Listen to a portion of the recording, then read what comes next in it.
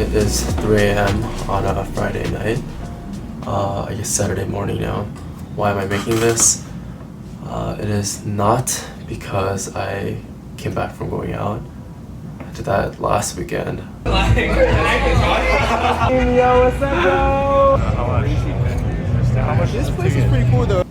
But anyways, I think part of it is, that 3 a.m. motivation where you just suddenly get an urge to get your life together. And I think it's sort of strange, I think in medical school, I thought that once I got into the residency that I wanted to, that I would sort of just be living happily ever after, but that wasn't necessarily the case.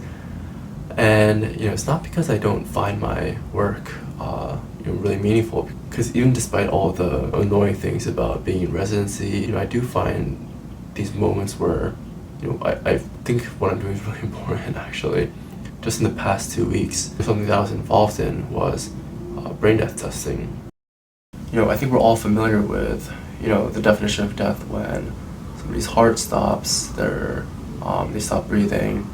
There's actually something else that we call brain death, when somebody's brain stops working and it's no longer able to perform kind of vital key functions that someone's brain normally should be able to. But neurologists are specifically trained to be able to determine brain death or death by neurologic criteria. It's never easy when we experience a patient death, but I think being able to play an important role in that patient's care and also be there for the family has been a very meaningful experience to me, I think. But yeah, I think I'm just looking for something else where I can have another sort of project and maybe reach out to people, show people what being in residency sort of is like. The other reason I'm staying up, and probably the bigger reason, is because tomorrow night I have a overnight shift. This week I was on day shift. The schedule ends up being the Monday to Friday, 10 a.m. to 8 p.m. and then this Saturday night shift from 7 p.m. to 9 a.m. So for the week you're basically working about like 64 hours, which is not too bad.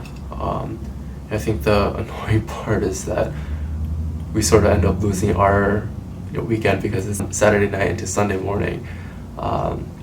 Basically my personal strategy is if I stay up late Friday night, then I'll want to sleep in more during the day on Saturday, and then when I wake up, hopefully it'll be closer to 7 p.m. so I can last through the night.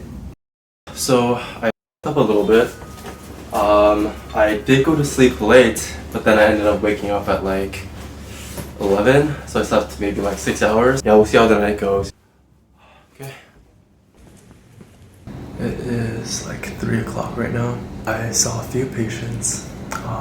There's a little bit of a lull, so I'm gonna see if I could take a little nap. Not too bad. That's where the magic happens. By magic, I mean just feeling super anxious that you're gonna get a page.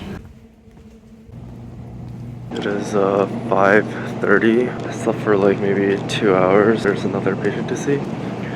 So it is 6:13. Just saw the other patient, but now there's a stroke code, so I have to run to that.